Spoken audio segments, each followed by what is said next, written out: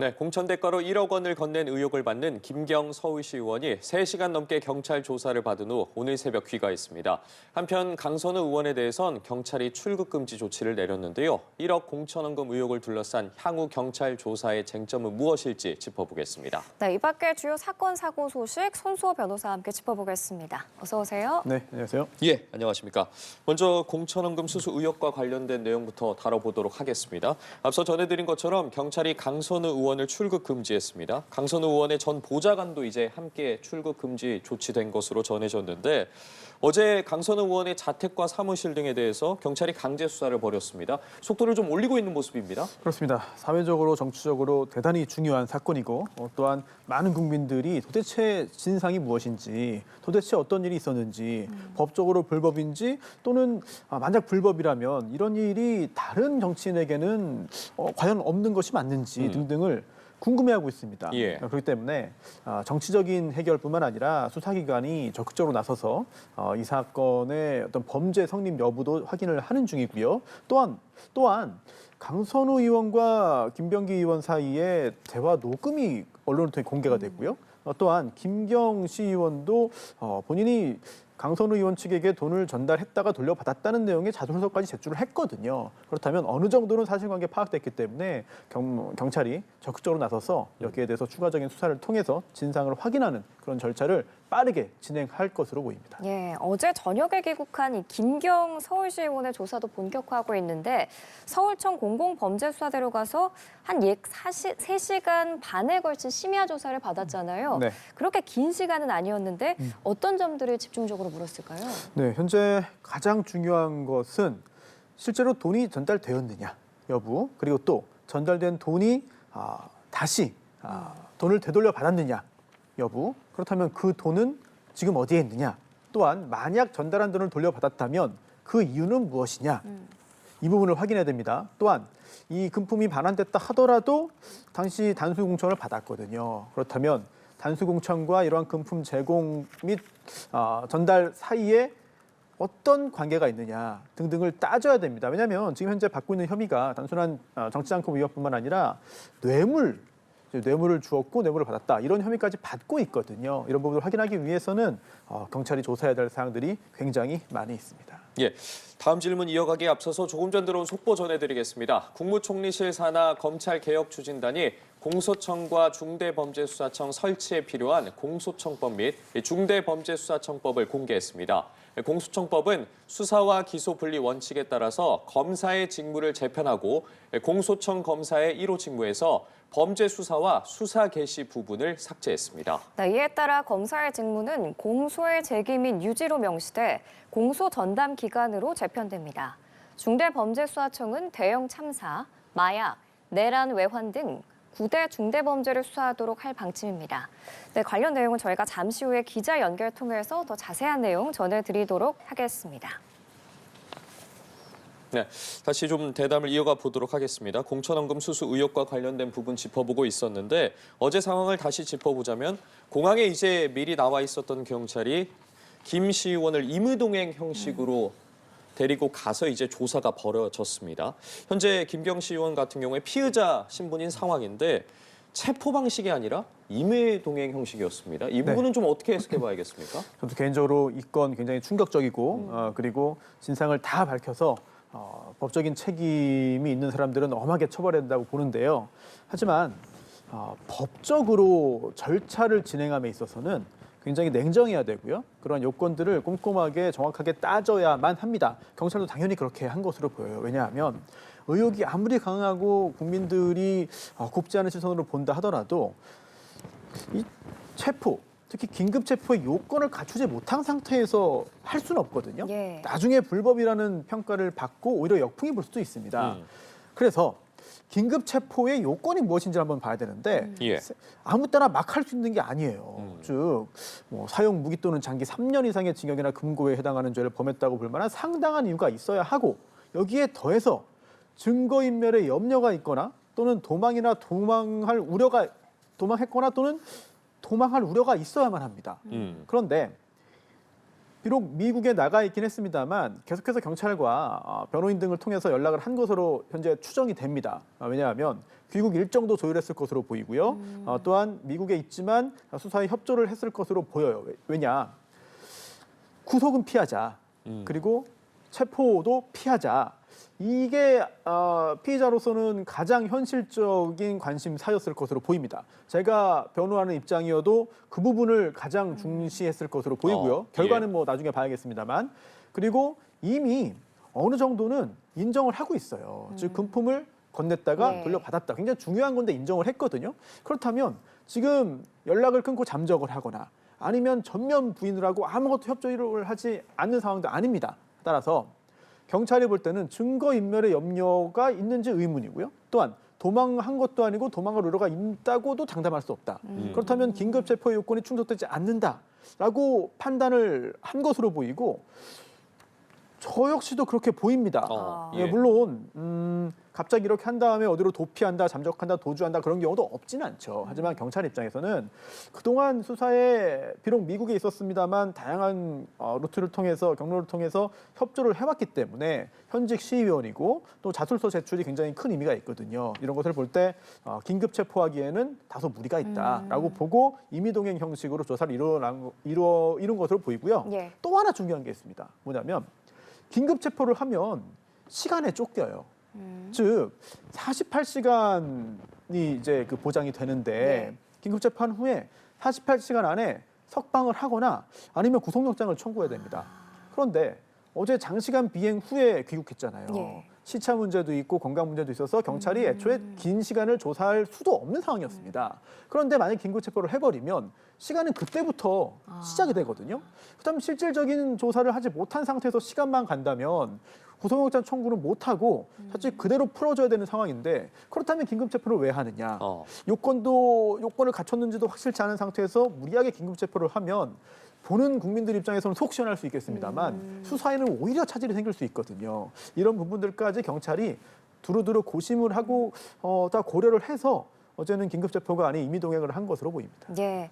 그리고 이제 김경시 의원이 어제 저녁에 입국을 해서 바로 조사를 받은 게 아니라 본인의 자택 압수수색을 참관 후에 조사실로 향한 거거든요. 이게 압수수색 참관이 꼭 본인이 있어야지 가능한 건가요? 그렇지는 않습니다. 물론 압수수색은 강제 수사이고 예. 그리고 아무도 보지 않는 상태에서 들어가서 다 수색하고 압수해버리면 나중에 위법 수집 증거가 되기 때문에 증거 능력이 없어집니다. 따라서 참여권이 보장이 돼요. 즉 피의자 본인이 현장에서 참여를 하든 아니면 변호인이 하든 그래서 당사자가 없더라도 변호인이 가서 현장에 참여하는 경우들이 있고요. 저 역시도 굉장히 뭐 유명한 연예인이라든지 또는 스포츠 스타들 집에 없거나 뭐 그런 경우 현장에 없는 네. 경우 있어요. 그래서 그럴 때는 부탁을 받고 가서 현장에서 참여하는 경우들은 있습니다. 그런데 어제 굉장히 늦은 시간이었잖아요. 그렇기 때문에 아마도 변호인보다는 당사자가 피의자 본인이 가서 직접 보겠다라고 했을 수도 있고 또는 이 압수수색의 참여가 핵심적인 목적이라기보다는 장시간 비행을 하고 오지 않았습니까? 그리고 또 임의동행 형식이었고 그렇다면 약간의 휴식이라든지 또는 정리하는 시간이라든지 이런 것들을 제공했을 가능성도 있습니다. 원만한 수사 협조를 얻기 위해서 수사라고 하는 것은 수사기관도 줄 것은 줄고 받을 것은 받아야 되는 것이고 또 수사의 대상도 역시 줄 건 주고 받을 건 받아야 되는 거거든요. 추후에 엄한 처벌을 받을지 여부와는 별개로 원만한 수사의 진행을 위해서는 서로 간에 여러 가지 조율 등이 있는 것인데 어제 역시 그렇게 된 것이 아닌가 개인적으로는 짐작합니다. 그렇다면 법적인 좀 전략에 대해서 접근해 볼게요. 특히나 김경시 의원 같은 경우 예정보다 이제 하루 앞당겨서 귀국을 했고 또 강선우 의원에게 1억 원을 건넸다가 돌려받았다는 내용의 자수서를 경찰에 제출했습니다. 미국에 있을 때 이제 이 부분을 제출한 건데 예정보다 이른 귀국 또 본격적인 조사가 시작되기 전에 자수서 제출한 거 이거 어떤 전략이라고 봐야겠습니까? 저는 수사 대응을 잘하고 있는 것으로 보입니다. 즉 금전 관련된 부분이기 때문에 당연히 만약에 부당한 금전 제공이었다면 그 부분 당연히 문제이고 또한 받은 사람 역시 문제죠. 그런데 국회의원과 시의원은 약간 다른 것 같습니다. 그래서 당연히 시의원도 중요하고 뭐 높은 수준의 도덕성이 요구되지만 그렇죠. 예. 지금 현재 아무래도 강선우 의원에 대한 관심이 더 훨씬 크고 또한 추후 부당한 일이 드러난다면 여론의 질타 역시 더 훨씬 더 강할 것이거든요. 그런 상황에서 김경시 의원이 수사에 일정 부분은 협조하는 모습을 보인 것으로 현재 관측이 되는데 예. 일단 처음에는 금전을 제공하지 않았다는 입장이었습니다만 여러 가지 고민 끝에 정리를 한 것 같아요. 그래서 야, 이거 금전을 안 줬다고 하기에는 내가 짊어져야 하는 부담이 너무 커진다. 그리고 다른 관련자들이 모두 다 금전 제공에 관련해서 진술을 하고 있는 상황이라면 주지 않았다고 해봤자 소용이 없다라는 실리적인 판단을 한 것 같습니다. 그래서 1억 원을 전달했다는 것은 인정을 했고요. 또한 그 단순한 인정을 넘어서 미국에 머물면서 자술서를 제출했는데 문서로 제출했다는 것은 또 의미가 있습니다. 즉 다시 번복하지 않겠다. 그리고 최종적인 의견이다. 또한 수사에 협조하겠다. 이런 입장을 공식적으로 밝힌 것으로 보이거든요. 따라서 인정할 건 인정하고 다만 막을 수 있는 부분은 앞으로도 막겠지만 무작정 부인하거나 무작정 아니라고 발뺌하지는 않겠다라는 예. 부분들을 전략적으로 선택을 한 것으로 보이고요. 결국 구속을 피하고 또한 추후에 있을 징역형의 선고를 피하기 위해서는 좀 전략적으로 수사에 임해야 되는데 현재까지는 그런 모습들이 읽히거든요. 그렇다면은 강선우 의원도 역시 피의자로 입건이 됐고 출국 금지가 됐는데 강선우 의원 역시 수사에 대응을 해야 되거든요. 강선우 의원과 그리고 변호인은 어떤 전략으로 나올지 이 부분도 함께 대비해서 지켜보시면 이 사건의 수싸움을 좀 더 확실하게 알 수 있지 않을까 싶습니다. 예, 알겠습니다. 경찰이 김경시 의원에 대해서 재소환할 예정이라니까요. 향후 조사 과정은 좀 짚어보도록 하겠습니다. 그리고 앞서 속보를 통해 전해드린 것처럼 국무총리실 산하 검찰개혁추진단이 공소청법 및 중대범죄수사청법을 공개했습니다. 네, 청와대 출입기자 연결해서 자세한 소식 들어보죠. 성승환 기자. 네, 검찰의 수사권과 기소권을 분리하는 것을 골자로 하는 공소청 법안과 중대범죄수사청 법안이 공개가 됐습니다. 법안에는 두 기관의 역할, 분담과 권한 등이 담겼는데요. 먼저 수사 기소 분리 원칙에 따라서 공소청의 직무 1호에서 범죄 수사와 수사 개시 부분이 삭제가 됐습니다. 이에 따라 검사의 직접 인지 수사는 구조적으로 불가능해집니다. 기존에 검찰이 수사할 수 있었던 부패 범죄와 경제 범죄 등 중대 범죄에 대한 1차 수사는 중대범죄 수사청이 담당을 하고 공소청은 공소 제기와 유지 업무를 맡게 되는 겁니다. 다만 공소청 검사에게 보안 수사권을 부여해야 할지 여부는 아직 결론이 나지 않았습니다. 검찰개혁추진단은 송치받은 사건에 대한 보안 수사와 관련해서는 형사소송법 개정 과정에서 검토할 예정이라고 밝혔습니다. 중수청은 9대 범죄 수사를 2대 범죄를 수사할 수 있도록 수사 대상을 규정을 했습니다. 9대 중대 범죄에는 경제, 공직자, 선거, 사이버 범죄 등이 포함됩니다. 지능적, 조직적, 화이트칼라 범죄를 중심으로 사회적 파급 효과 등을 고려해 설정했다는 게 검찰개혁 추진단의 설명입니다. 중수청 인력 구성은 수사사법관과 전문수사관으로 나뉩니다. 법리 판단 등에서 전문성을 갖춘 법률가 출신의 수사사법관을 두고 다양한 증거 수집을 위해 경험이 풍부한 비법률가 출신의 전문 수사관을 둔다는 계획입니다. 인적 구성을 이같이 이원화한 이유에 대해 검찰개혁 추진단은 법리적 판단이 초기부터 현장 수사와 결합돼야 한다는 중대범죄 사건의 특수성 등을 고려했다고 설명했습니다. 이번에 발현된 두 법안은 오늘 법무부와 행정안전부에서 각각 입법 예고를 했습니다. 지금까지 청와대에서 전해드렸습니다. 네, 이렇게 성승환 기자 연결 통해서 공소청과 중수청 설치 법안 관련한 공식 발표 내용 정리해서 듣고 왔는데요. 구체적으로 어떤 점들이 바뀌게 되는지 손 변호사와 얘기 나눠보겠습니다. 먼저 가장 궁금해지는 게 그러면 이렇게 새롭게 신설된 공소청이 기존 검찰청과 어떤 점이 다르냐거든요. 큰 틀에서는 뭐가 바뀌는 거예요? 네, 국민의 삶에도 직접 영향을 주는 굉장히 중요한 부분입니다. 단순히 정치적으로 바라볼 것이 아니라 실제로 억울한 사람이 생기지 않도록 만들어야 한다는 그런 부분들을 가장 윗부분에 놓고 생각을 해야 되는 그런 사안인데요. 예. 우선 생각보다 크게 달라지지 않는 것 같습니다. 네, 그동안 검찰청이 있었죠. 지금도 있습니다만 곧 사라질 예정인데 검찰청은 검사로 이루어져 있죠. 그래서 검사가 수사도 했고 그리고 기소했고 공소 유지까지 했습니다. 그래서 수사를 개시할 수도 있었고 수사를 종결할 수도 있었죠. 그러다 여러 가지 문제 제기가 있으면서 경찰이 수사를 개시하고 종결할 수 있고 검찰은 예외적으로 일부 사건에 대해서만 할 수 있었거든요. 그런데 그렇게 현행 제도가 운영되는 중에 검찰청이 폐지되기도 했고 예. 그런 상황에서 오늘 발표된 이 입법 예고안에 따르면은 크게 달라지지 않은 것 같아요, 지금과. 즉 중수청이 생깁니다만 검찰청이 폐지되고 중수청이 생깁니다만 기존의 검찰청에서 수사를 하던 검사들이 중수청으로 넘어올 것으로 보입니다.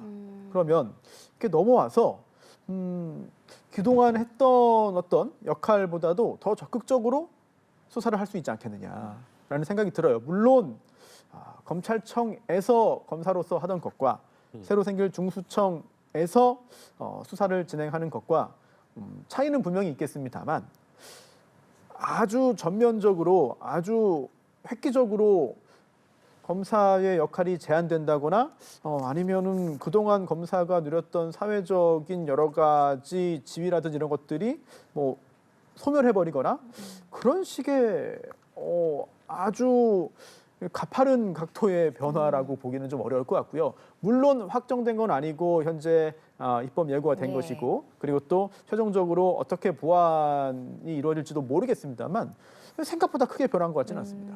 말씀해 주신 것처럼 어쨌든 이제 입법 예고가 됐고 그 세부적인 내용들을 이제 살펴보면서 어떤 점이 바꿔가야 될지에 대해서는 좀 시간이 지남에 따라서 더 저희가 짚어볼 부분인 것 같은데 검사의 역할에 대해서도 말씀을 해주셨고 다만 이제 오늘 눈에 띄는 부분이 공소청 검사에게 보안 수사권을 부여할지 여부는 아직 결론이 나지 않았습니다. 이번 발표에서 이 부분이 빠졌는데 좀 신중하다고 해야 될까요? 앞으로 좀 논의할 부분이 있어서 그런 것 같습니다. 대단히 중요하거든요. 왜냐하면 제가 조금 전에 진행자의 질문에 크게 변하지 않은 것 같다라고 말씀을 드렸습니다만 네. 그래도 변화는 있는 거예요. 왜냐하면 기존의 검찰청과 달리 공소청이 생기면서 수사와 기소는 완전히 분리가 된 거거든요.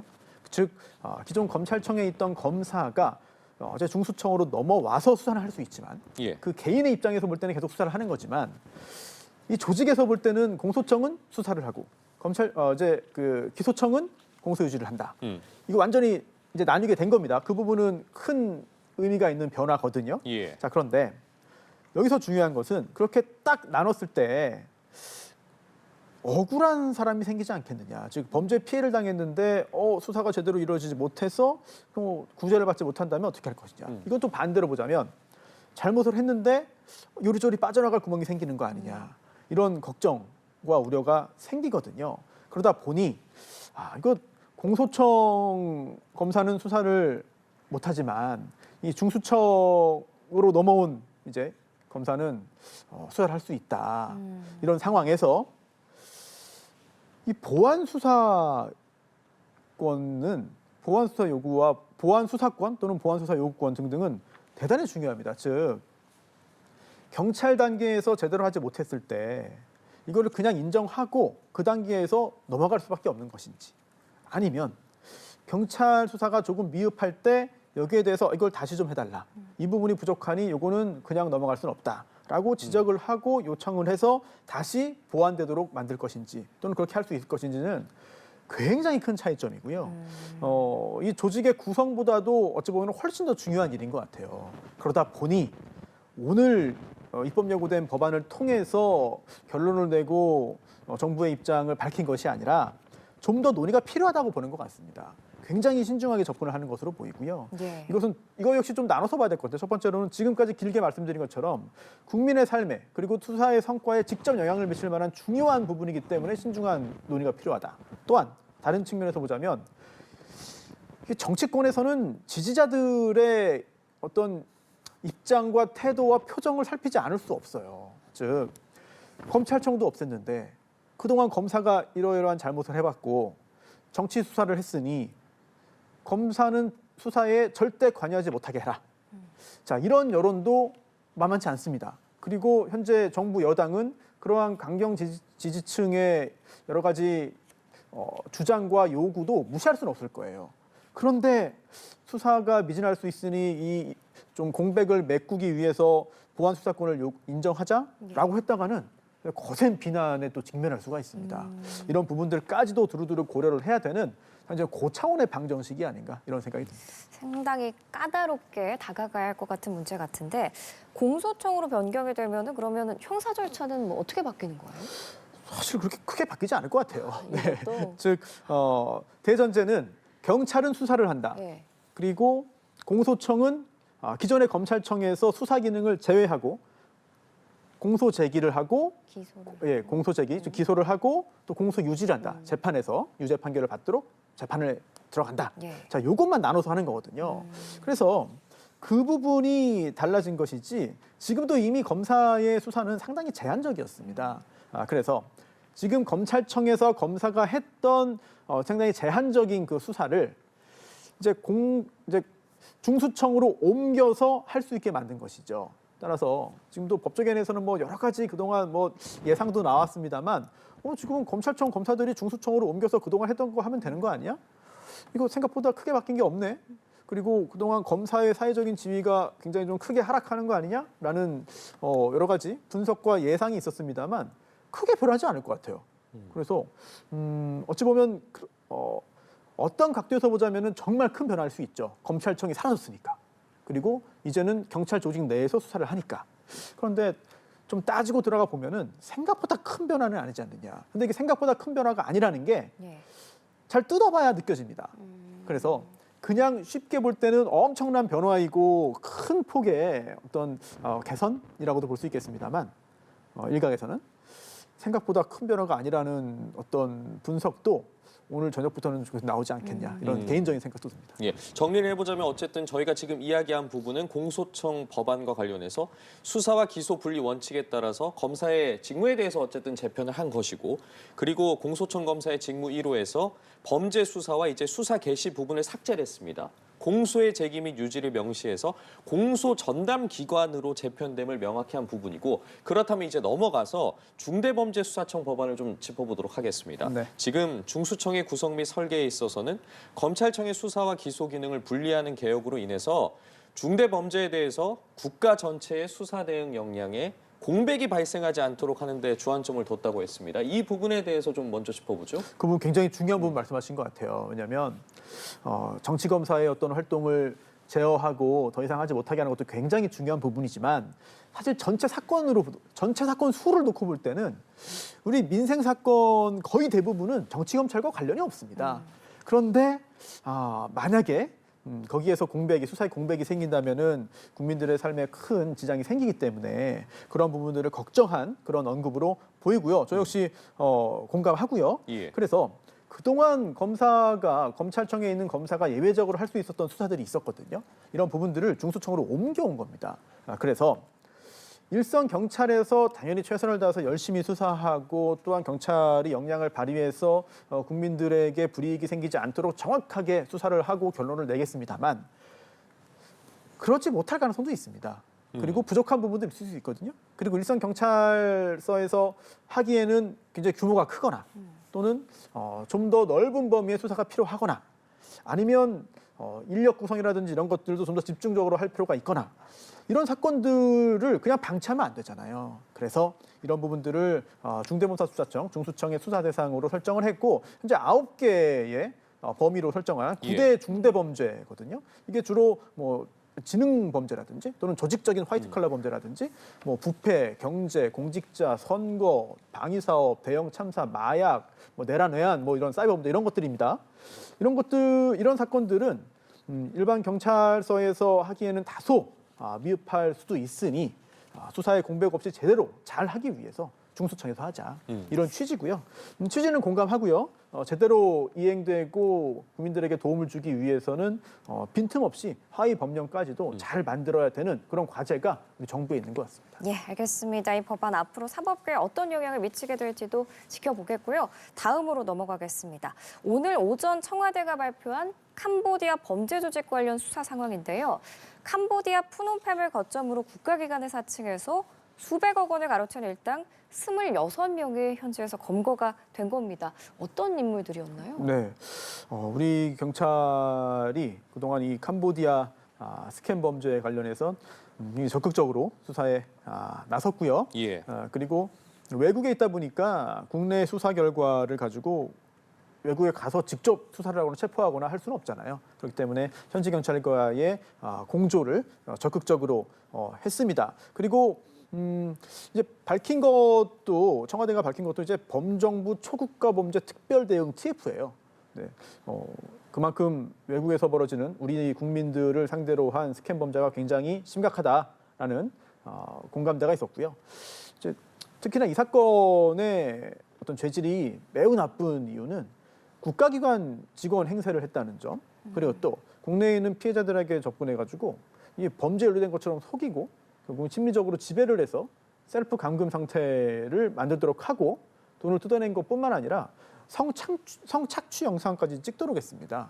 그래서 그런 것들을 다 모아서 신고하지 못하도록 하고 또한 그러한 성착취 영상을 통해서 또다시 협박을 하는 등 그런 굉장히 죄질이 나쁜 그런 온라인 사기 범행을 저질렀고 이번에 캄보디아 내에 이 범죄 조직원 26명을 검거했는데 사실 이게 전부는 아니고 더 있을 거예요. 예. 네, 더 있을 거기 때문에 계속해서 노력을 해서 계속해서 잡아들여야 되지 않을까라는 생각이 듭니다. 그런데 아직 어쨌든 조직원 전원이 한국인인지 아니면 외국 국적의 조직원도 포함돼 있는지 등에 대해서는 구체적으로 전해지진 않았습니다. 어쨌든 처벌을 위해서는 국내에 송환을 해야 될 텐데 송환하는 데는 좀 문제가 없겠습니까?